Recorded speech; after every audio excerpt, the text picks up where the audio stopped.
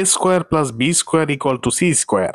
পিথাগোরাসের এই থিওরেম সম্পর্কে আমরা সকলেই কম বেশি জানি। ম্যাথমেটিশিয়ান হিসেবে আমাদের কাছে পরিচিত পিথাগোরাস কিন্তু আদতে ছিলেন অনেক রহস্যময় এবং বিতর্কিত।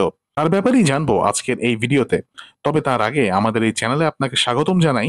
চ্যানেলে নতুন হলে চ্যানেলটি সাবস্ক্রাইব করুন, আর ভিডিওটি ভালো লাগলে লাইক, কমেন্ট ও শেয়ার করে পাশে থাকুন।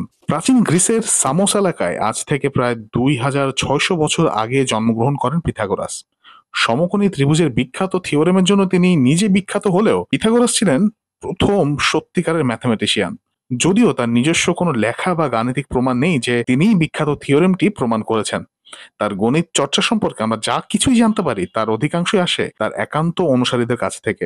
একজন গণিতবিদ হয়েও তিনি ছিলেন একজন ধর্মীয় গুরু, যিনি কিনা অনেক গোপনীয়তার মধ্যেই তার ধর্মীয় রীতি রেওয়াজ পালন করতেন। পিথাগোরাস খ্রিস্টপূর্ব 530 সালে দক্ষিণ ইটালির ক্রোটনে তার স্কুল স্থাপন করেন, যেখানে তার সকল অনুসারীরা বা পিথাগোরিয়ানরা ধর্ম ও গণিত চর্চা করত। তাদের এই চর্চা ছিল অনেক সিক্রেটিভ। যদি কেউ তাদের এই বিশ্বাস নিয়ে প্রশ্ন করত, তাহলে ওরা জাস্ট এটা বলতো যে মাস্টার এভাবেই বলেছেন।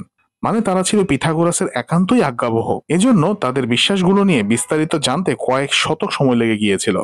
তাদের বিশ্বাস সম্পর্কে অ্যারিস্টটল পরবর্তীতে জানান যে পিথাগোরিয়ানরা মনে করত যে মহাবিশ্বের যে কোনো কিছুকেই গণিতের মাধ্যমে প্রকাশ করা যায়। তারা গণিতের মতো একটি বিষয়কে শুধুমাত্র স্টাডি করেনি, বরঞ্চ তারা এটাকে সমৃদ্ধও করেছিলেন। পিথাগোরিয়ানরা মনে করত যে পিথাগোরাসের অতি প্রাকৃত শক্তি ছিল, যেমন পশু পাখির সাথে কথা বলা, ভূমিকম্পের পূর্বাভাস দেয়া, বায়ু প্রবাহ একদম বন্ধ করে দেওয়া, সাগরের ঢেউ পর্যন্ত বন্ধ করে দেওয়া এবং আগের জন্মের কথা বলা ইত্যাদি।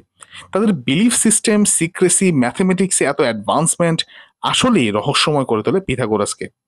আমরা যে পিথাগোরাসকে চিনি, আসলে পিথাগোরাস এর থেকেও আরো অনেক বেশি বেশি রহস্যময়। আপনার কি মনে হয়, পিথাগোরাসের এরকম অলৌকিক ক্ষমতা কি ছিল? কমেন্টে জানাবেন।